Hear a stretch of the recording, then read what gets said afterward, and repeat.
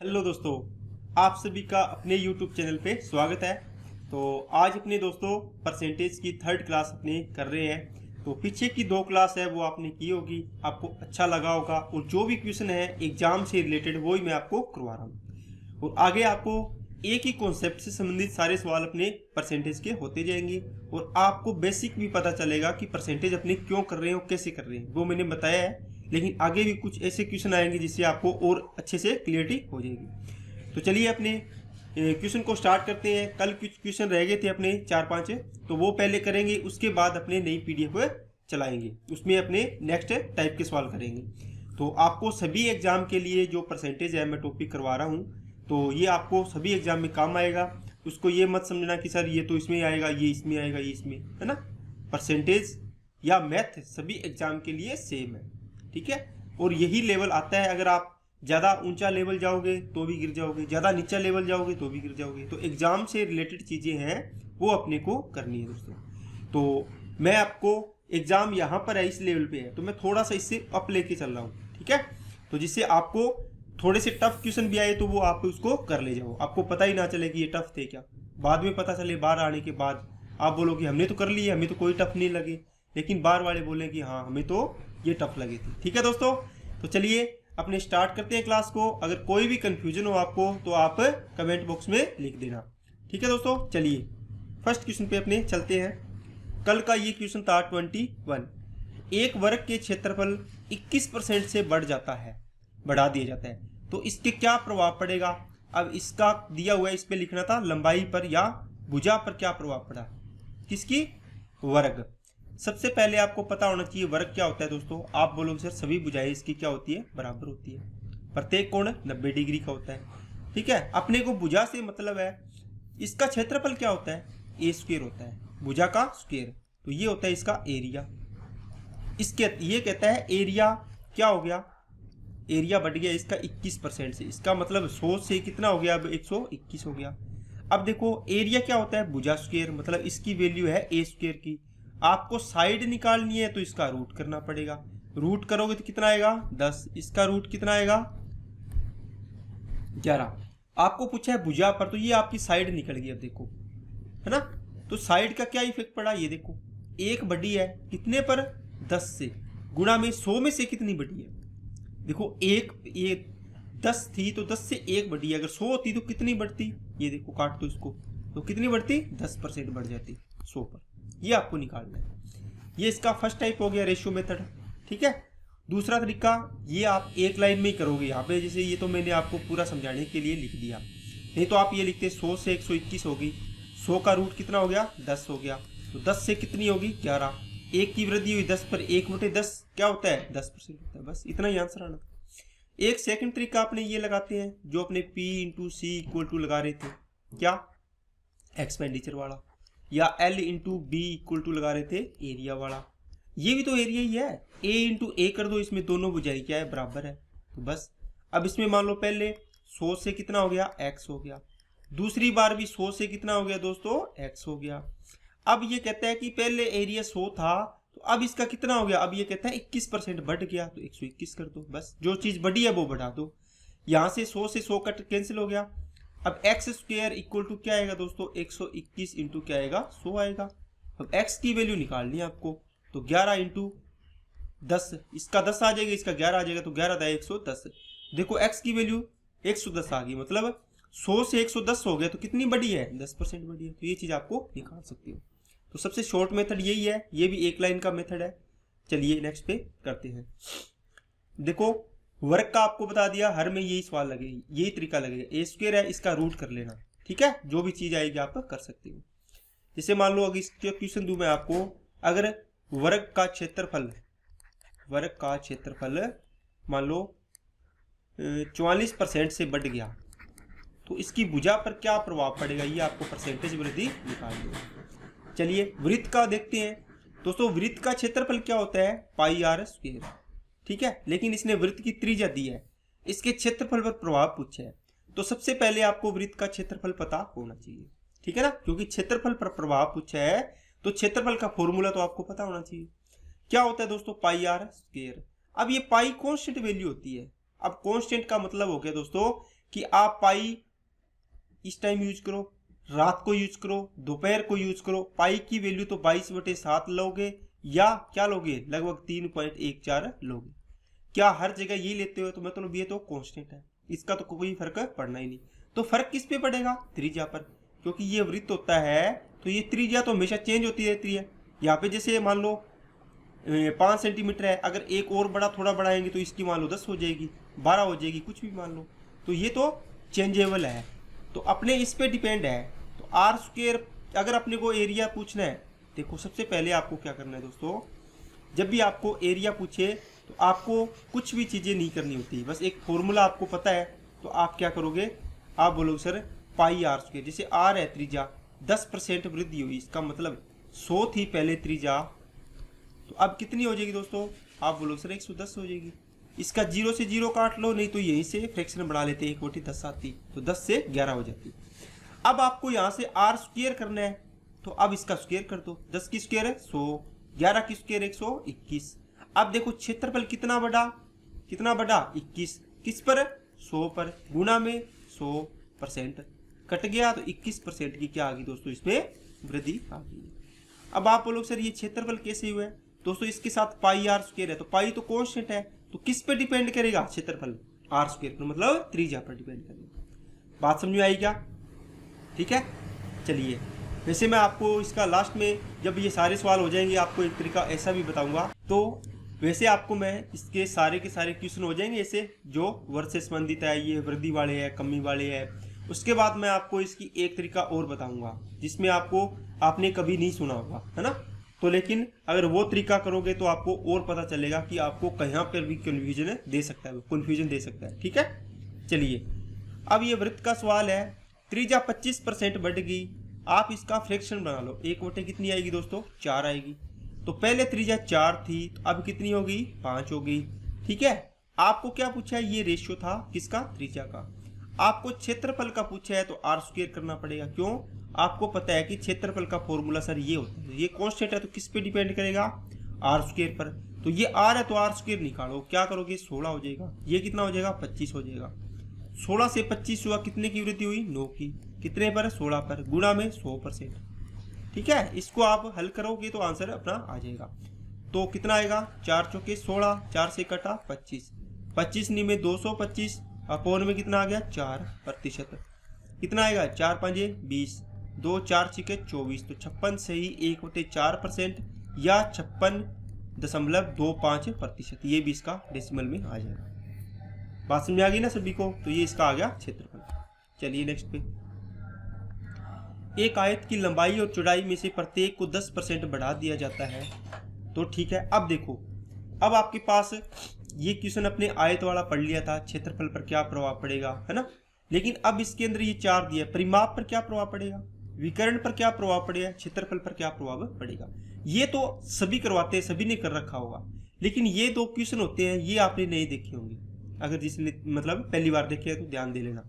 देखो दोस्तों, मैंने आपको लिखा, जैसे मान लो परिमाप लिखा मैंने, किसका, जैसे आयत का परिमाप लिखा मैंने, बताओ इसमें क्या आएगा, 2 × लंबाई प्लस में क्या आएगा, चौड़ाई।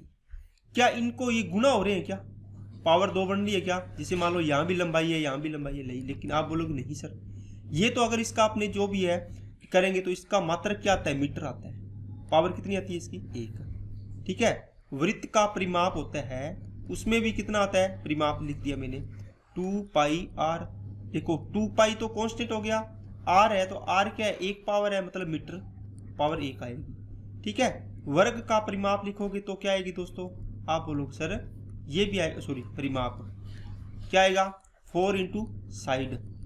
अब देखो साइड है तो ये साइड तो क्या आएगी, इसकी जो भी आएगी वो क्या आएगी, मीटर 1, मतलब इसका जो भी आंसर आएगा वो मीटर में आएगा। देखो आपने देखा होगा परिमाप होता है उन सभी का मात्रक क्या होता है, मीटर। इसका मात्रक भी क्या होता है, मीटर होता है, या सेंटीमीटर होता है, या किलोमीटर होता है, मतलब उन पे पावर कितनी होती है दोस्तों, 1 होती है। विकिरण होता है वो भी क्या होता है, 5 सेंटीमीटर होता है, 10 सेंटीमीटर होता है, 10 मीटर मान लो, 1 किलोमीटर मान लो, जो भी मतलब मान सकते हो। लेकिन उस पर पावर कितनी होती है, देखो यहाँ पर 1 होती है, सीधा किलोमीटर लिखा होता है, या सेंटीमीटर लिखा होता है, या मीटर लिखा होता है ना, या मिलीमीटर लिखा होता है। इनमें पावर देखो कितनी है, 1। और इसमें भी पावर कितनी होगी, ये सारे मात्रक इसमें भी होंगी तो 1 होगी। लेकिन क्षेत्रफल होता है ना, इसमें देखो पावर मीटर स्क्वायर होगी या सेंटीमीटर स्क्वायर होगा या किलोमीटर स्क्वायर होगा। इस प्रकार ये पावर 2 होगी क्षेत्रफल के अंदर। हमेशा देख लेना, किसी का फॉर्मूला उठा के देख लेना। ओके ठीक है। अगर ये होगा आयतन, क्या होगा आयतन, आयतन में पावर कितनी होगी, आयतन में जैसे metre cube, centimetre cube, kilometre cube हो गया, मिलीमीटर क्यूब हो गया, इस प्रकार पावर कितनी होगी, 3 होगी। ठीक है। आपने देखा कि सर परिमाप में होगा तो पावर कितनी होगी, मीटर होगा सीधा, या सेंटीमीटर होगा, मिलीमीटर होगा, इस प्रकार की चीजें चलेगी, पावर 1 होगी इन सभी की। अगर क्षेत्रफल है तो पावर कितनी होगी, 2 होगी। देखो सेंटीमीटर स्क्वायर, मिलीमीटर स्क्वायर, इस प्रकार। और अगर आयतन होगा तो क्या आएगा, आयतन निकालना होगा तो millimetre cube, centimetre cube, millimetre cube, sorry metre cube था ये किलोमीटर क्यूब आ सकता है, कुछ भी आ सकता है। तो आपने देखा होगा अगर ये आ जाए तो ये होगा, ये आ जाए तो ये आ जाए तो ये। तो आपने एक दिमाग लगाया कि सर अगर क्षेत्रफल पूछेंगे तो अपने लंबाई को 2 बार गुणा कर लेंगे। किसको, लंबाई को। देखो अब जैसे मान लो अब आपको इसमें पूछा आयत की लंबाई चौड़ाई में से प्रत्येक को 10% बढ़ा दिया, तो क्या परिमाप होता है वो भी क्या एक लंबाई होती है, बताओ। इसका मात्रक देखो, लंबाई और चौड़ाई का मात्रक मीटर होता है, इसका भी मीटर है, तो ये भी कितनी बढ़ी है 10%, तो ये भी 10% बढ़ेगी। समझ में आई क्या बात। विकिरण क्या होता है, ये भी लंबाई होती है, पावर कितनी होती है इनकी, देखो 1 समझ में आई क्या। तो ये भी कितना बढ़ेगा, 10% बढ़ेगा। अब ये कितना बढ़ेगा, क्षेत्रफल। देखो क्षेत्रफल में पावर 2 होती है, तो 10 का स्क्वायर कर दो, 11 का स्क्वायर कर दो, जो भी परसेंटेज है 1/10 लिखो, 10 का स्क्वायर 11 का स्क्वायर, है ना। तो ये कितनी बढ़ जाएगी, 100 से 110 होगी, तो अपने ऐसे निकाल लेते, जो भी आपने क्वेश्चन करते रहे। क्या आपको कुछ चीजें समझ में आई है क्या, ठीक है। जैसे मान लो लंबाई को बढ़ा दिया आपने 20%, ठीक है, और चौड़ाई को भी मैंने बढ़ा दिया 20% आयत की। समझ में आ गई ना।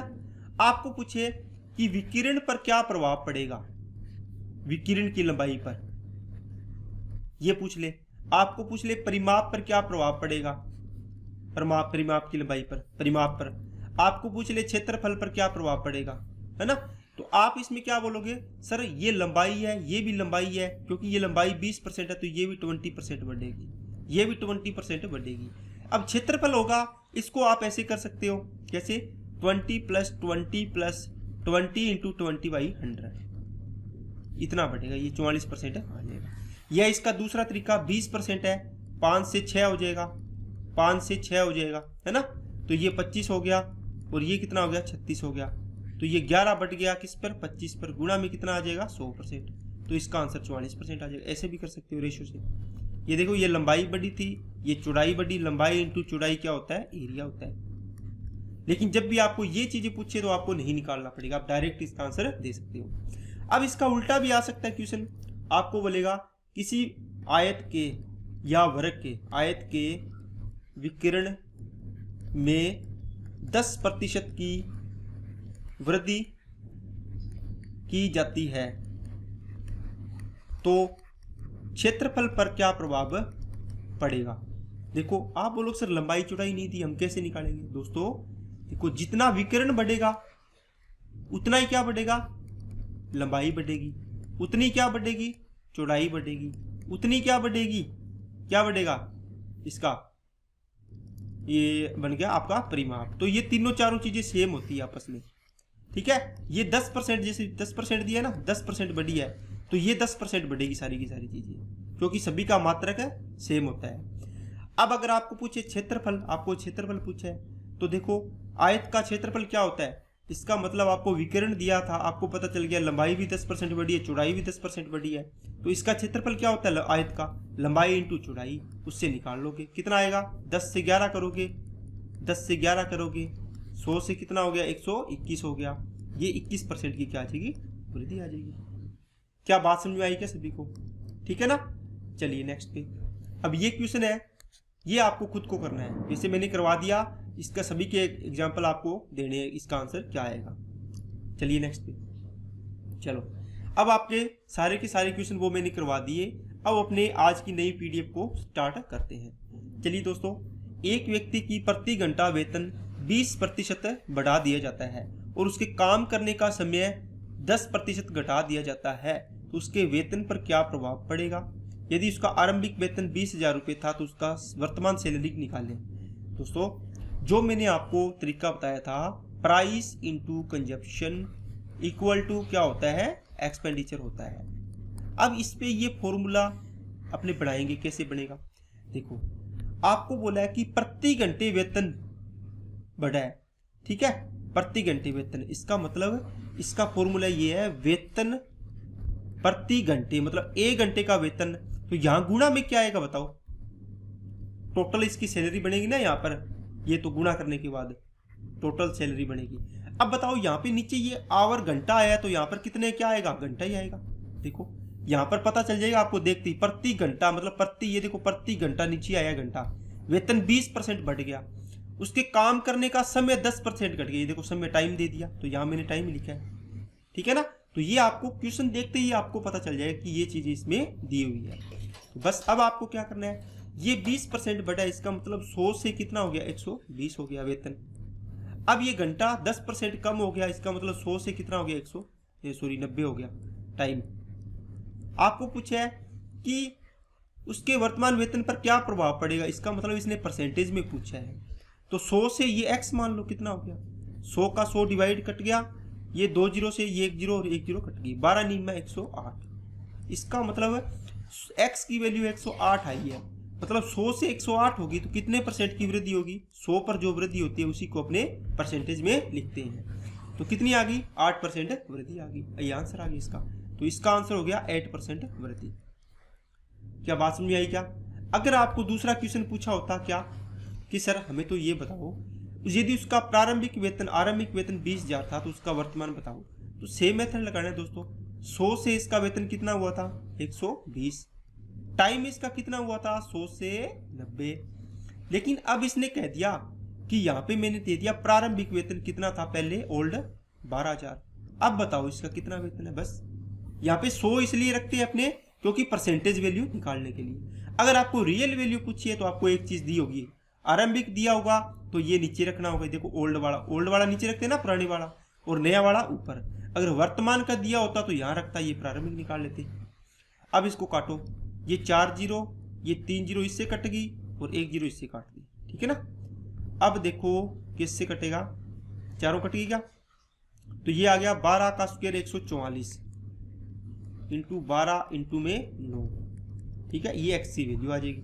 तो 12 का स्क्वायर 144 को 9 से गुणा करना है। 9 एकम 9, 9 चौके 36 और 9 चौके 36, 6 9 और ये इसका 12 हो गया, 12,960।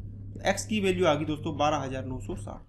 तो इसका ये देखो बढ़ गया ना, 12,000 था 12,960 हो गया। तो परसेंटेज में कितना बढ़ा होगा ये? इसका मैं यहाँ लिखूं 12,960, तो निकाल के देख लेना चाहिए 8% बढ़ा होगा ये, क्योंकि अपने ये निकाल रखा है यहाँ पर। आई ना बात समझ में? चलिए नेक्स्ट पे।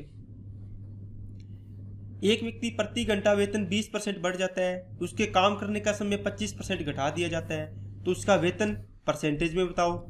आरंभिक वेतन इतना था तो नई वेतन बताना है आपको। निकाल लोगे क्या दोस्तों? 100 से कितना हो गया? 120 हो गया। टाइम 100 से कितना हो गया? 75 हो गया। अब आपको ये प्रतिशत वाला निकालना है। 100 से कितना हो गया? x हो गया। बस 100 से 100, 25 दिया 73, 25 चौका 100, 4 से काटा 30, 30 दिया 90। इसका मतलब x की वैल्यू कितनी आई? 90। तो 100 से 90 हो गया, इसका मतलब कम हुआ है या वृद्धि हुई है? आप बोलोगे सर 10% की क्या होगी? कमी होगी। देखो 100 से कमी हुई है तो इसलिए अपने सीधा लिख रही है, नहीं तो आपको निकालना पड़ता है। जिससे मान लो पहले कितना था? 100, अब कितना हो गया? 90। कितने की कमी हुई? 10 की। किस पर हुई है? 100 पर। और गुणा में भी क्या आना है? 100%। तो कट गया, ये आ गया 10% कमी आ गई डायरेक्ट। ओके, अब इसका आप निकाल लोगे, यहाँ 250 रखना है, बाकी आपको कैलकुलेशन करनी है। अब इसका एक तरीका रेशियो मेथड और बता देता हूँ आपको। क्या होता है दोस्तों? देखो यहाँ पर आया वेतन पर आवर 20% बढ़ा है, तो 5 से कितना हो जाएगा दोस्तों? 6 हो जाएगा। टाइम 25% कम हुआ है, देखो नीचे आवर है ना, वेतन प्रति घंटे, ये तो यहाँ पर आवर आ जाएंगे। तो 4 से कितना हो जाएगा? 3। 25% की फ्रैक्शन बना ली मैंने, 1/4। 4 से 1 कम हुआ है टाइम, तो 3 हो जाएगा। यहाँ से निकालो, 5 चौके 20 और 6 तिया 18। परसेंटेज में निकालना है तो कमी करो, कितनी हुई है, कितनी हुई है, 2 की कमी हुई है। किससे कमी हुई है, ये पहले 20 था तो नीचे 20 आ गया, गुणा में क्या आ जाएगा 100%, कटा 10 ये कट गया तो 10% की क्या आ गई, कमी आ गई। ये देखो सेम आया है। अगर आपको यहाँ से वैल्यू निकालनी होती कि सर हमें तो ये वैल्यू निकालनी है, कौन सी, दूसरा क्वेश्चन दिया होता, आरंभिक वेतन 2800 है, बताओ आरंभिक वेतन कितने हैं 20, तो यहाँ 2800 की वैल्यू है, मतलब 2800 है वो 20 पार्ट की वैल्यू है, गुणा में कितने की निकालनी है 18 की, वो निकाल दो बस, ये आंसर आ जाएगा। आई ना बात समझ में। चलिए नेक्स्ट पे, एक गांव की, अब नया टाइप का क्वेश्चन आ गया है, जनसंख्या वाले क्वेश्चन। एक गांव की जनसंख्या 1,20,000 है, यदि पुरुषों की संख्या 10%, महिलाओं की संख्या 20% बढ़ जाती है तो कुल जनसंख्या 16% की वृद्धि होती है, तो पुरुष और महिलाओं की संख्या का आरंभिक संख्या का अनुपात निकालें। देखो दोस्तों, एक तो होता है आरंभिक जनसंख्या, ठीक है, और एक कौन सी होगी, वृद्धि के बाद जनसंख्या, वृद्धि के बाद जनसंख्या, या जिसको अपने वर्तमान जनसंख्या बोल सकते हैं। क्या बात समझ में आई क्या। अब वृद्धि के बाद का लिखा है, मतलब इसलिए यहां पर मान लो आपके पास 100 लोग थे, आप कहा कि 10% इसमें वृद्धि होगी मेल, तो कितने लिखोगे 110। देखो वृद्धि के बाद लिखा है आपने, ये वृद्धि करने के बाद। महिलाएं मान लो यहाँ पर कितनी थी 200 थी, आपने कहा कि 20% वृद्धि होगी 20%, तो कितनी हो जाएगी 120 240, तो ये 240 हो जाएगी। तो ये वृद्धि के पहले आरंभिक जनसंख्या, ये वृद्धि के बाद न्यू जनसंख्या। बात समझ में आई क्या सभी को। अब देखो, अब अपने पास इसमें कुछ दिया हुआ है, अपने एलिगेशन मेथड से इसको डायरेक्ट सोल्व कर लीजिए, आपका 5 सेकंड में आंसर आ जाएगा इसका। कैसे, एक गांव की अनुपात ही पूछा है ना, एक गांव में कुल टोटल 1,20,000 क्या थे, जनसंख्या थी, पुरुष और महिला। अब कहता है कि 10% मेल बटे हैं, ये 10% मेल वृद्धि हुई है, प्लस लगाओ। फीमेल में क्या हुआ है दोस्तों, 20% की क्या हुई है, कमी हुई है, तो इसमें माइनस लगाओ, सॉरी वृद्धि हुई है प्लस ही लगाओगे, ठीक है। तो कुल जनसंख्या 16% बढ़ी है, तो देखो ये तो ओनली मेल बढ़े 10%, ये फीमेल बढ़ी, तो टोटल दोनों मेल और फीमेल कितने बढ़े, 16% बढ़े हैं, तो इसमें प्लस लगाओ। देखो जब वृद्धि होगी तो अपने प्लस लिखेंगे, कमी होगी तो उसको क्या लिखेंगे, माइनस लिखेंगे। ये बात आपको ध्यान रख के चलनी है, क्योंकि ये चीजें बहुत ज्यादा काम आएगी। अब आपको क्या करना होता है, बड़े में से छोटा घटाना होता है।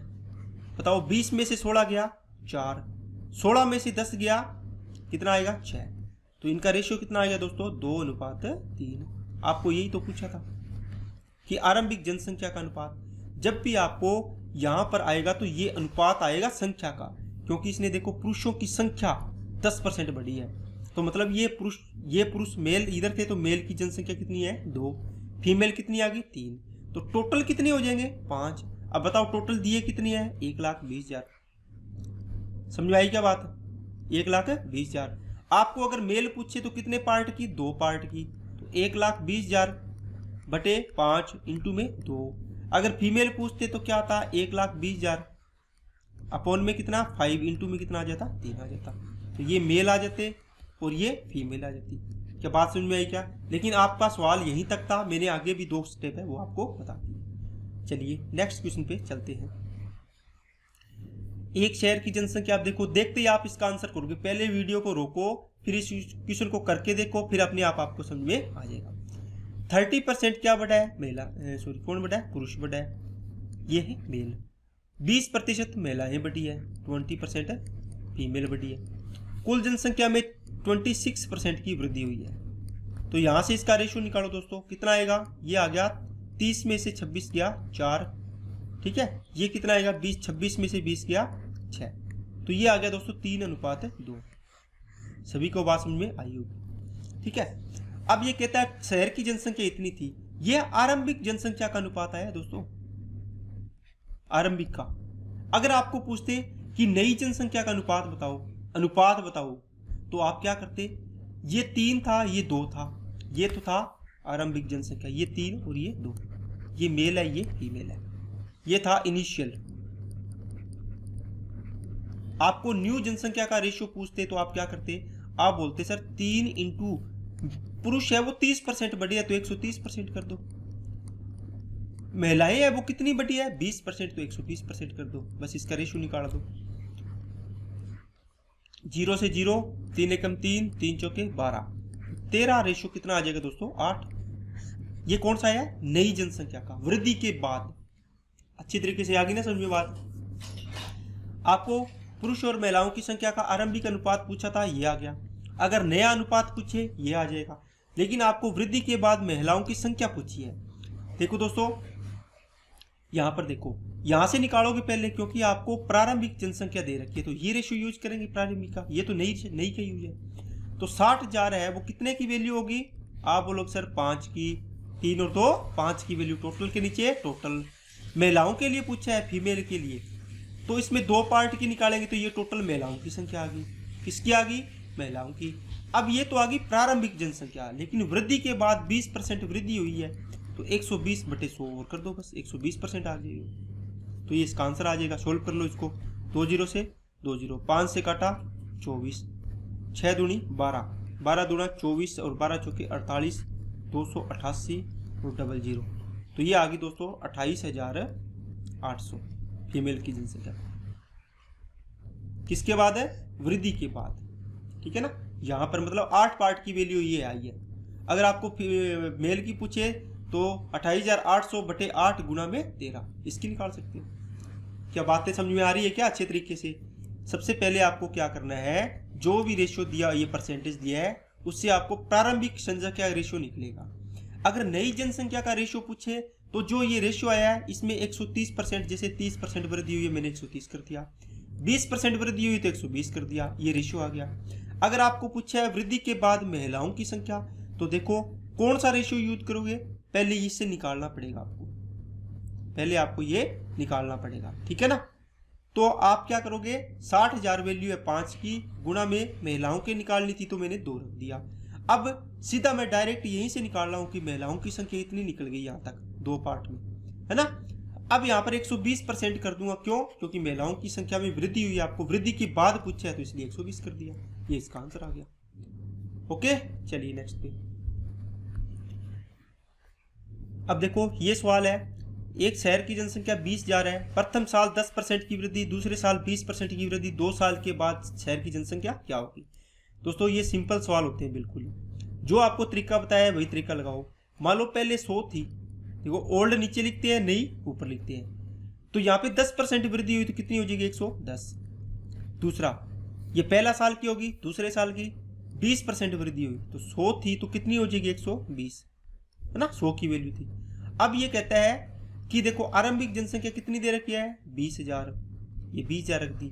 अब जनसंख्या कितनी है ये ज्ञात कर लो बस। अब इसको काटो, 2 0 और 2 0 4 होगी, ये 4 की 4 कट गई, ये 2 इधर गुना होगा, 12 दूना 24, 240 को 11 से गुना करो, 24 को 11 से, 4 44 और 4 11 दूना 22 और 4 26, तो 26,000 कितनी आ जाएगी दोस्तों 400।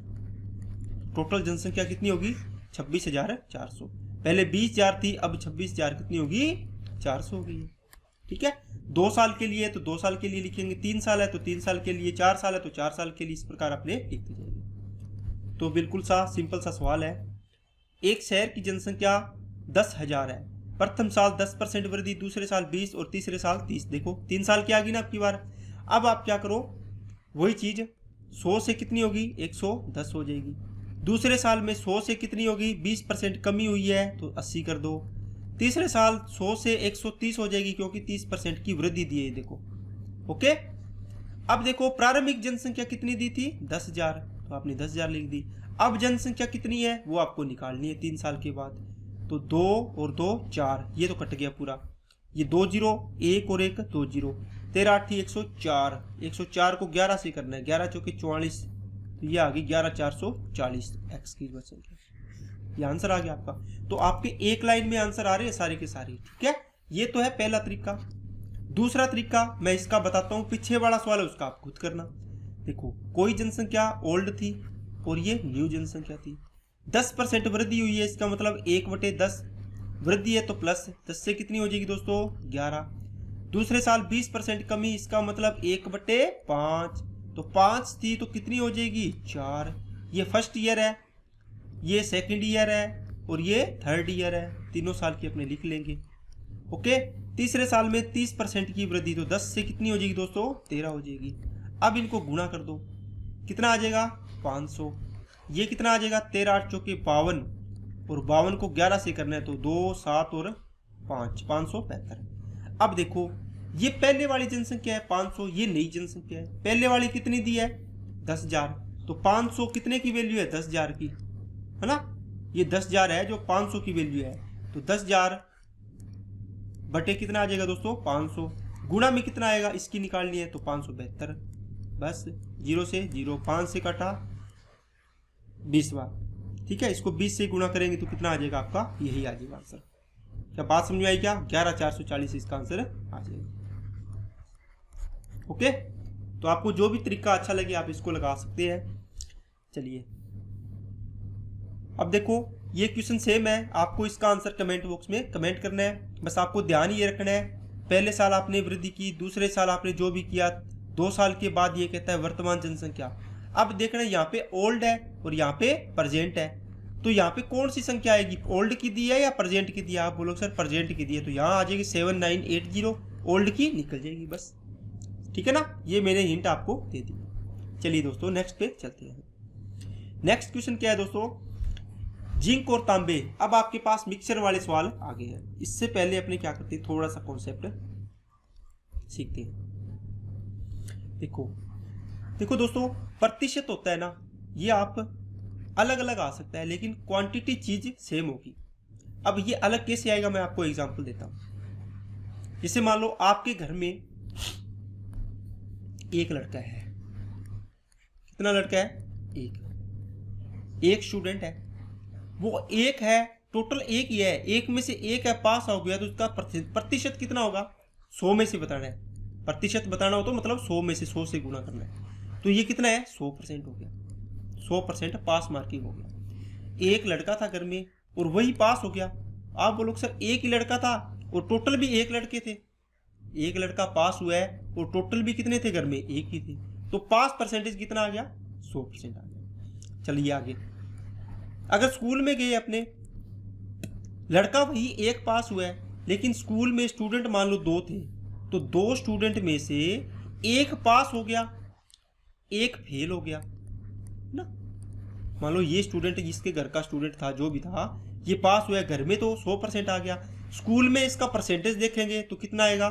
स्कूल में मान लो टोटल 2 स्टूडेंट थे, एक ही पास हुआ जो ये हुआ है, गुणा में 100 में से कितना होगा, आप बोलोगे देखो काटो इसको, कितना आ गया 50% पास, पासिंग रिजल्ट कितना आया 50%। चलिए आगे, अगर मैं इसको डिस्ट्रिक्ट लेवल पर देखूं या तहसील लेवल पर देख लेना, मान लो एक ही स्टूडेंट पास हुआ पूरे डिस्ट्रिक्ट में, और टोटल कितने थे डिस्ट्रिक्ट में, 5 स्टूडेंट थे पूरे जिले में, कितने थे 5, और 5 में से एक ही पास हुआ, तो पासिंग रिजल्ट कितना आएगा डिस्ट्रिक्ट का, आप बोलोगे सर 20% आएगा। अब आपने देखा होगा, आप बोलोगे सर ये तो बात एक गजब बन गई, कैसे कि सर यहाँ देखो 100% आ रहा था, 50% आ रहा है, ये 20% आ रहा है, लेकिन लड़का एक ही पास हो रहा है। तो ये देखो क्वांटिटी आपकी सेम हो सकती है, मात्रा क्या हो सकती है, बराबर हो सकती है, आपकी संख्या बराबर हो सकती है, संख्या लिख लो, क्वांटिटी लिख लो, है ना, ये चीजें, लेकिन इनका प्रतिशत रिजल्ट अलग अलग हो सकता है। प्रतिशत रिजल्ट क्या हो सकता है, अलग अलग हो सकता है। बात समझ में आ गई क्या, अगर ये चीज समझ में आ गई ना, तो अब आपके जो मिक्सर वाले सवाल आएंगे इसमें आपको कोई भी प्रॉब्लम नहीं आएगी। चलिए अपने क्वेश्चन पे चलते हैं। जिंक और तांबे की मिश्र धातु का वजन 80 किलोग्राम है। इस मिश्रण में 90% तांबा है। जिंक की कुछ मात्रा इस मिश्र धातु में मिलाई जाती है तो तांबा 60% हो जाता है। कितनी मात्रा में जिंक इस मिश्रण में मिलाया गया। दोस्तों टोटल 80 किलोग्राम क्या था, मात्रा थी। ओके, इसमें से कुछ था जिंक और कुछ था कॉपर मतलब तांबा। अब देखो ये कहता है इस मिश्रण में तांबा 90% है, कॉपर 90% हो गया, तो ये कितना हो जाएगा 10% हो जाएगा। टोटल तो 100% होता है ना, ये 90 है तो ये 10 हो जाएगा, ये 80 होता तो ये 20 हो जाता, ये 60 होता तो ये 40 रह जाता। आई क्या बात समझिए। चलिए, जिंक की कुछ मात्रा इस मिश्र धातु में मिलाई जाती है, तो ये जिंक मिलाया आपने, मान लो जो भी मिलाया, ठीक है, तो तांबा 60% हो जाता है। बताओ जिंक मिलाने से तांबा क्या हो गया 60% हो गया, इसका मतलब ये कितना हो जाएगा 40%। क्या बात समझ में आई क्या? बोलिए। मैंने आपको यही बताया है क्योंकि आपके पास 2 मिक्सर थे, आपके पास टोटल मिक्सर मान लो 80 किलोग्राम था। इसमें से मैं आपको सीधा समझाता हूँ, मान लो 20 किलो ये था क्या जिंक, और कॉपर कितना था 60 किलो रह जाएगा। मैं किलो में बात कर रहा हूँ अब, ठीक है। अब इसके अंदर आपको अगर जिंक का प्रतिशत निकालना होगा, जिंक प्रतिशत, जिंक कितना प्रतिशत, तो आप बोलोगे सर 20 है, कितने में से 80 में से, गुणा में कितना आएगा 100%, तो कितना आ गया 25% आ गया। ये 25% है तो ये कितना बचेगा 75%, ठीक है। अब अगर मैंने इसके अंदर 10 किलोग्राम जिंक मिला दिया मान लो, ठीक है, लेकिन इसको नहीं मिलाया, ये तो 60 का 60 रहेगा, ये कितना रहेगा 30 किलो हो जाएगा। अब एक बात देखो, अब बताओ इसमें जिंक का कितना परसेंट है नए वाले में, आप बोलोगे सर 30 किलोग्राम जिंक हो गया, कितने में से, अब देखो 60 और 30 90 हो गया टोटल, अब गुणा में कितना हो जाएगा 100%। अब काटो 30 दिया 90, 100/3 का मतलब हो गया 33 सही 1/3%। अब बताओ क्या इसके अंदर जिंक की मात्रा बढ़ी क्या, मतलब आपने मिलाया है, पहले देखो 25% था, ये क्या हो गया 33 सही 1/3% हो गया। यहाँ पर ये था 75%, अब ये कितना हो गया 66 सही 2/3%।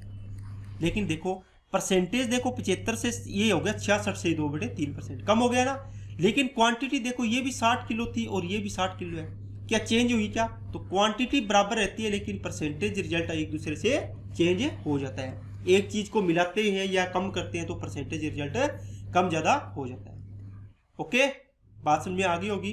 अब अपने इस क्वेश्चन पे चलते हैं और अपने क्वेश्चनों को सोल्व करने की तरीका देखते हैं, ठीक है। ये तो आपको समझाने के लिए था कि इस प्रकार की चीजें इसमें होती है, लेकिन इसका तरीका करेंगे वो आपको बहुत ही शॉर्ट तरीका है, आपको भी देख के मजा आएगा। देखो 80 किलोग्राम है, इसमें कितना है 60% सॉरी 90% क्या इसमें तांबा है। तो आप इसमें आपको देखना है कांस्टेंट कौन सी चीज है, बस जो भी कांस्टेंट चीज है उसको क्या करना है अपने को इक्वल करना है। आप बोलोगे सर इस मिश्र धातु में 90% तांबा है, जिंक की कुछ मात्रा मिलाई जाती है, ये तो जिंक तो कांस्टेंट नहीं रहा, जिंक तो मिलाया है तो ये कांस्टेंट थोड़ी है, क्या कांस्टेंट रहेगा तांबा, तो इसमें कॉपर कांस्टेंट है। तो आपको दोनों कंडीशन में कॉपर को बराबर कर देना है। कब? देखो शुरुआत में कितना था 80 किलोग्राम टोटल था, 80 में से तांबा कितना था 90%, तो ये 90% निकाल दो।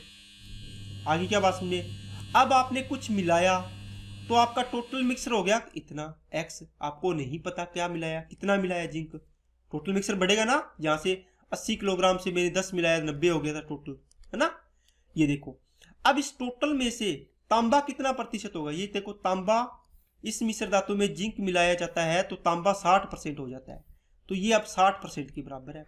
तो देखो 80 का 90% x के 60% के बराबर है। बस अब इसको सोल्व कर लो, तो 30 दुआ 60, 30 दिया 90, 2 से काटा 40, तो x की वैल्यू आ गई 120। इसका मतलब 80 किलोग्राम था, अब टोटल कितना हो गया 120 हो गया। देखो x की वैल्यू 120 आई, तो कितना किलोग्राम मिलाया है आपने 40 किलोग्राम। तो 40 किलोग्राम क्या मिलाया है, तो जिंक मिलाया था आपने, तो ये जिंक आ गया। जिंक कितने किलोग्राम मिलाया है 40, क्यों? क्योंकि जिंक मिलाया है, कॉपर तो आपने कांस्टेंट रखा है, कॉपर को नहीं मिलाया। क्या बातें समझ में आ रही है कि सभी को? बोलिए। एक लाइन में आपका आंसर आएगा कि टोटल मिक्सर पहले कितना है 80 किलोग्राम, इसमें से कांस्टेंट क्या रखना, आपको कॉपर रखना था, तो मैंने कॉपर निकाल लिया, कितना ये 90%। अब ये जो भी टोटल मिक्सर बनेगा 80 से बढ़ेगा ना, 80 प्लस x लिख लो, चाहिए x सीधा लिख लो, आपको डायरेक्ट आंसर आ जाएगा। गुणा में क्या होगा, अब देखो कितना है कॉपर 60%, तो ये 60% कर दो। अब इसको सोल्व करना है, आपका आंसर आ जाएगा। क्या बातें समझ में आ गई क्या? चलिए नेक्स्ट क्वेश्चन पे देखो। अब ये क्वेश्चन करोगे आपको एकदम क्लियर हो जाएगा, क्लियर कट है। जिंक और तांबा का 180 किलोग्राम मिक्सर है टोटल, ये 180 किलोग्राम यहाँ था, इसमें तांबा कितना है 80% है, जिंक की मात्रा मिलाई जाती है, तो जिंक को छोड़ देंगे, तांबे को कॉपर को अपने क्या कर लेंगे कांस्टेंट कर लेंगे, तो दोनों में कॉपर बराबर कर देंगे। 180 में से 80% तांबा है, ये देखो 80% कर दो इसको, क्योंकि 20% तो क्या बचेगा जिंक, तो जिंक को थोड़ी लेंगे, ठीक है। बराबर किसके होगा x किलोग्राम हो गया। अब मिलाने के बाद कितना x का टोटल मिक्सर बन गया, उसका 60% तांबा है, तो आपने 60% कर दिया। क्या बात समझ आ गई क्या? बस 60 एकम 60, 60 थी 180, ये परसेंटेज से परसेंटेज कट गया, 8 दिया 24, तो 200 कितना हो गया? 40 हो गया x की वैल्यू। इसका मतलब 180 था, अब ये x 240 हो गया। 180 से 240 होने में इसको कितना बढ़ाया आपने? 60 किलो बढ़ गया। तो आपने बोला जिंक कितना बढ़ा है? 60 किलो बढ़ गया है दोस्तों। क्या बातें समझ में आ रही है क्या? अगर इसको शॉर्टकट अपने वैसे करें, शॉर्टकट नहीं होगा लेकिन अपने रेशो से करें। 180 किलोग्राम था टोटल, क्या था दोस्तों? 180 किलोग्राम था। इसमें से आपके पास कॉपर था, जिंक था। ओके, कॉपर कितने परसेंट था? देखो तांबा था 80 और ये 20, तो इनका रेशो बना लिया करो आप। तो 20 और 80 का रेशो कितना बनेगा? सॉरी, यहाँ पे 80 आएगा ना, इसका 80 और इसका 20, 20 चौके 80, तो 4 अनुपात कितना बन जाएगा दोस्तों? 1 बन जाएगा। अब ये यहाँ पे नई क्वांटिटी आएगी लेकिन नहीं पता, ये अपने को निकालनी है। कैसे निकालेंगे? अब कहता है कि तांबा कितना हो गया मिलाने के बाद? आपने क्या मिलाया? जिंक मिलाया, है ना? ये तो मिलाया नहीं। तांबा 60% हो गया, तो तांबा 60 है कॉपर, तो जिंक कितना होगा? 40, तो इसका रेशो कितना बनेगा? 3:2। तो यहाँ लिख दो 3 अनुपात कितना बनेगा दोस्तों? 2 बनेगा। क्या बात समझ आई क्या? मैंने कुछ भी नहीं किया, मैंने जो भी चीजें यहाँ पे लिखी है उसको यहाँ पे लिख दिया। पहले वाली कंडीशन में दिया था उससे मैंने कॉपर और इसका रेशो निकाल लिया, इसकी टोटल क्वांटिटी दी थी मैंने लिख दी। दूसरे वाले में आपको रेशो बढ़ेगा, ये क्वांटिटी आपको निकालनी है। चलिए अब देखो, अब यहाँ पर मेरे को ये बताओ, आपने तो जिंक मिलाया था, क्या आपने कॉपर मिलाया था क्या? मैं इसको साफ कर देता हूँ यहाँ से ध्यान से देखो, बताओ क्या आपने जिंक मिलाया, कॉपर मिलाया था क्या? लेकिन यहाँ पे देखो 4 से 3 हो रहा है कॉपर, है ना? लेकिन कॉपर तो बराबर होना चाहिए था, जितना यहाँ पर था उतना यहाँ पर। आपने तो कुछ नहीं मिलाया, तो इसका रेशियो क्या कर लो? बराबर कर लो। कैसे करोगे? इसका ऊपर गुणा कर दो, जिसको बराबर करना है इसको नीचे गुणा कर दो। कितना आएगा दोस्तों? देखो 3 एकम 3, तो इसका रेशियो बनेगा 3 चौके 12 और 3 एकम 3, इसका रेशियो बनेगा 12 और 4 दूनी 8। अब बताओ क्या 12 था और 12 ही है क्या कॉपर? पहले वाला ये जिंक है, और ये 3 से 8 हो गया, मतलब ये तो अपने मिलाया था, 5 पार्ट मिलाया था कि नहीं मिलाया था? तो यहां से देखो 180 वैल्यू किसकी है? देखो इस रेशो में, अब ये रेशो भूल जाओ पीछे वाला, अब ये नया रेशो ये बन गया 12 और 3 15 पार्ट की वैल्यू है 180। आपको पूछे कितना मिलाया जिंक, तो 5 पार्ट मिलाया, तो 5 पार्ट की वैल्यू निकाल दो। 5 एकम 5, 5 दिए 15, 3 से काटा, इसको आ गया दोस्तों 60 किलो। क्या बातें समझ में आई क्या? तो ये इतना लंबा नहीं है, लेकिन मैंने एक एक चीज आपको क्लियर कट सिखाने के लिए, समझाने के लिए आपको पूरा का पूरा लिख दिया है। तो अपने एक एग्जांपल करते हैं पीछे वाला। चलो मैं आपको इसका रेशो मेथड करवा देता हूं। क्या था? देखिए दोस्तों, अब इसके अंदर आप क्या करोगे? आप बोलो सर 80 किलोग्राम था टोटल, इसका रेशियो देखो कितना आएगा कॉपर और जिंक का? ये 90% है, तो वो कितना होगा 10, तो इनका रेशियो बढ़ेगा कितना दोस्तों? यहां से जैसे मान लो ये 90% है और ये 10% है, तो इनका रेशियो बढ़ाएंगे, 0 से 0 कट जाएगा, तो इसका डायरेक्ट अपने रेशियो लिख लेते हैं, क्या? 9:1। तो ये मैंने लिख दिया 9:1। जिंक की कुछ मात्रा इसमें मिलाई जाती है, तो जिंक मिलाया आपने तो, और तो कुछ मिलाया नहीं, तो तांबा 60% हो जाता है, तो तांबा हो गया 60, तो ये कितना हो जाएगा 40। तो मैं इसको डायरेक्ट लिख देता हूँ 3:2 बनेगा। ओके, काट कर इसका बढ़ेगा 3:2। तो आपको ये क्वांटिटी निकालनी है, या तो ये निकालनी है या फिर ये निकालनी है। अब बताओ कॉपर यहाँ पे 9 है, यहाँ पे 3 है, क्या बराबर नहीं करना क्या? क्योंकि कॉपर तो आपने मिलाया नहीं, तो यहाँ पर ओनली 3 का गुणा कर दो, तो ये 9 के बराबर हो जाएगा। बस इस रेशो को गुणा कर दो, ये तो हो गया 9:1। ये कितना बनेगा? 3 तिया 9:3 2 6। ये देखो 9 का 9 मतलब कुछ नहीं मिलाया, ये कितना मिलाया? 5 पार्ट, तो ये 5 पार्ट हो गया।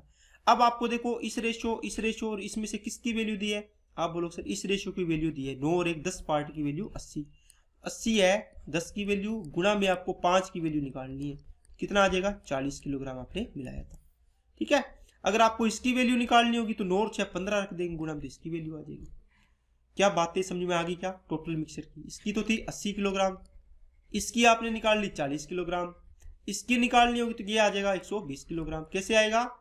देखो जो वैल्यू दी थी 80, किसकी वैल्यू थी? 10 की, आपको निकालनी थी 15 की, ये 0 15 8 120, तो ये आ जाएगी। बस अब आपको मेरे को लगता है बात समझ में आने लग गई होगी। चलिए नेक्स्ट पे, तांबा और जिंक के 40% मिश्र धातु है, जिंक की कुछ मात्रा निकाली जाती है, तांबा 60% हो जाता है। देखो निकाली है चीज डाली है, एक जो निकाली है या डाली है, जो भी चेंज हो रहा है उसको छोड़ दो, जो कांस्टेंट है उसको बराबर कर दो बस। मैं इसका एक तरीका बता देता हूं, दूसरा तरीका आप खुद कर लेना। 90 किलोग्राम था टोटल, इसमें से तांबा जिंक की कुछ मात्रा निकाली, तो मतलब कॉपर को इसने कांस्टेंट किया है। तो 90 का 40% क्या है, कॉपर है। वही अगले वाले नए मिश्रण में क्या होना चाहिए, टोटल मिश्रण एक्स रह गया, उसमें से 60% कॉपर होना चाहिए। इसको काटो, 20 दिया 60 और 20 दुआ 40, 2 से इसको काटा 45, 45 दूना 90। इसका मतलब एक्स की वैल्यू कितनी आ गई दोस्तों, 90 आ गई। तो पहले कितनी थी, सॉरी कितने किलोग्राम जिंक मिलाया है, तांबा 60% हो जाता है। ये कैसे 90 की कैसे आ गई, देखो 90 किलोग्राम मिक्सर था, इसमें से 40% तांबा है, ठीक है, और एक्स टोटल मिक्सर बच गया। अब इसके अंदर देखो 60% क्या बच गया, तांबा, 60% तांबा बच गया। तो 20 दिया 60 और 20 दूरा 40, सॉरी कैलकुलेशन मिस्टेक कर दी मैंने ना, देखिए चलो यहां पर कर देता हूं, ये हो गया ना। तो यहां से काटोगे तो ये कितना आएगा, 30, 30 दुआ 60। तो x की वैल्यू दोस्तों अब कितनी आ गई, 60। इसका मतलब 90 किलोग्राम था, अब 60 रह गया, तो कितने किलोग्राम की कमी होगी, 30 किलोग्राम की। बस ये आपको देखना था, ठीक है ना। और दूसरा तरीका इसका आप खुद कर लेना। चलिए अब ये है कि 30 किलोग्राम जिंक और मिलाया जाता है तो 60% हो जाता है, बस। इसको अब नया तरीका है, इसको क्या करोगे, अब इसने मात्रा मिला दी दोस्तों, आ गया ना। तो नया तरीका है, नया तरीका नहीं, क्वेश्चन वही है, बस तरीके को थोड़ा सा अपने को अपडेट करना है। देखो 90 यहाँ पे तांबा और जिंक की एक मिश्र धातु में 90% है। देखो x किलोग्राम था, इसमें से आपने जिंक मिलाया है, कितना मिलाया है, 30 किलोग्राम। ये किलोग्राम में है, प्रतिशत में नहीं है। तो तांबा 60 हो जाता है, तो मतलब तांबे को, कॉपर को है ना, कॉपर इसको क्या करना है, कांस्टेंट करना है। तो यहाँ पर देखो कॉपर कितना है, 90%। तो x टोटल मिक्सर मान लो पहले, x जो भी है क्वांटिटी, ये इसका 90% है। अब है x प्लस कितना हो जाएगा, 30 टोटल मिक्सर दोस्तों। अरे दोस्तों एक बाल्टी के अंदर मान लो x किलो मिक्सर था, आपने 30 किलो इसमें और डाल दिया, तो टोटल कितना हो जाएगा, x प्लस 130 है। जैसे मान लो इस बाल्टी में 100 लीटर पानी था, आपने 30 लीटर और मिला दिया, तो कितना हो जाएगा, 130 हो जाएगा। बात समझ आ गई क्या, पहले x था, अब x प्लस 30 हो गया। इस टोटल मिक्सर का अब तांबा कितना है, 60 है, तो 60% कर दो बस। अब 30 दुआ 60, 30 दिया 90। अब 2x बराबर में 3x प्लस में 30 दिया 90। अब यहां पर कितना आएगा, आपने मिलाया है या निकाला है दोस्तों, 20 30 दुए सॉरी 60, 30 दिया 90। ये कैलकुलेशन मिस्टेक हो रही है थोड़ी सी, ये आप देखते हैं। तो ये आ गया दोस्तों 3x बराबर में 2x प्लस में कितना आ गया, 60, गुणा कर दिया ना, x की वैल्यू आ गई 60 किलोग्राम। तो इसका मतलब हुआ आपका मिक्सर टोटल कितना था, शुरुआत में 60 किलोग्राम था, 30 किलो मिला दिए तो यहाँ कितना हो गया, 90 किलो हो गया, बस। तो आपको यही पूछा था आरंभिक मात्रा कितनी थी, ये निकल गई आपकी। चलिए नेक्स्ट पे, एक तरबूज। चलिए दोस्तों तरीका मेरे पास सारे सेम है, लेकिन क्वेश्चन अलग अलग तरीके वैरायटी के मतलब आ रही है। तो आप ये मत समझना कि सर ये क्वेश्चन है ऐसे आ गया ऐसे आ गया, लेकिन मैं आप जो तरीका बताऊं ना उसको ध्यान से देखते जाना। आप कहोगे सर हर तरीके के सवाल में आपको यही तरीका लग रहा होगा, लगभग। चलिए एक तरबूज है दोस्तों, जैसे मान लो कोई भी तरबूज था, ठीक है। अब ये तरबूज आपने धूप में रख दिया, तो इसका क्या सूखेगा, पानी सूखेगा, पानी सूख के कम हो जाएगा ना। ऐसे थोड़ी इसका पल्प होगा, इसमें दो पार्ट होते हैं तरबूज में, एक तो सॉलिड पार्ट होता है उसको मैं पल्प लिख देता हूं, और एक क्या होता है इसके अंदर वाटर होता है, दो ही पार्ट मान सकते हैं। तो इसके अंदर ये नहीं सूखेगा, ये तो वैसा का वैसा रहेगा, है ना, सॉलिड पार्ट है तो। और ये पानी है, ये सूख के कम हो सकता है, कम हो जाएगा, तो पानी की क्या हो जाएगी, कमी हो जाएगी। अब इसी को अपने उसी तरीके से सोल्व करना है, बस। आई क्या बात समझिए सभी को। तो चलिए अपने अब क्वेश्चन को सोल्व करने की कोशिश करते हैं। चलिए क्या है क्वेश्चन, एक तरबूज का वजन 20 किलोग्राम है, ये था 20 किलोग्राम तरबूज, जिसमें 90% पानी है। मैं यहाँ तरबूज लिख देता हूँ, ठीक है। इसमें एक पल्प हो गया और एक हो गया दोस्तों वाटर हो गया। देखो 90% पानी है तो पल्प कितना होगा, 10%। अब बताओ अपने अभी तक कांस्टेंट किसको कर रहे थे, कॉपर था तो कॉपर को कांस्टेंट कर रहे थे, क्योंकि जिंक इसमें मिला रहे थे या निकाल रहे थे। लेकिन इसमें बताओ 4 दिन के बाद पानी की मात्रा भाप बनकर उड़ जाती है, तो कम क्या हुआ है बताओ, आप बोलोगे सर वाटर कम हुआ है। क्या कम हुआ है दोस्तों? वाटर कम हुआ है। वाटर कम हुआ है तो क्या ये कांस्टेंट नहीं रहेगा क्या? ये तो कम ज्यादा नहीं होगा। तो आपको क्या बराबर करना होगा त्रिभुज वाले में? पलप बराबर करना होगा। क्या बराबर करना होगा दोस्तों? बोलो, पलप बराबर करना होगा। आप बोलोगे सर ये बात तो हमें समझ में आ गई है। तो बताओ पलप बराबर करना है तो मैं लिख लूंगा पलप बराबर 20 किलो था टोटल तरबूज 20 किलो का, उसमें से 90% पानी है तो 10% क्या बचेगा? आप बोलोगे सर 10% पलप बचेगा, तो ये 10% निकाल दिया मैंने। ठीक है ना, 20 किलो का 10% क्या है? पलप है। यही जो नया पार्ट होगा जो सूखने के बाद बचेगा उसमें इतना ही पार्ट उसमें बचेगा। मैंने बताया ना, प्रतिशत रिजल्ट अलग अलग, प्रतिशत अलग अलग हो सकता है लेकिन मात्रा सेम होगी। सूखने के बाद अब इसमें 60% पानी हो गया तो पल्प कितना बचेगा दोस्तों? 40%। तो मान लो x किलो का रह गया तरबूज, इसका x में से 40% क्या है? इसका पल्प है। अब इसको सोल्व करो तो 40 से इसको काटोगे 20 दुआ 40, 2 से इसको काटोगे कितना? 5, तो x की वैल्यू आ गई 5। इसका मतलब हो गया 20 किलो की चीज अब 5 किलो रहेगी तो पानी कितना उठ गया? 15 लीटर। आप ऐसे मत बोलना कि सर आप ये पलप उठ गया 15, क्योंकि आपने पानी उठा है इसमें तो पानी लिखेंगे, पानी 15 लीटर कम हो गया इसमें से, उठ गया है।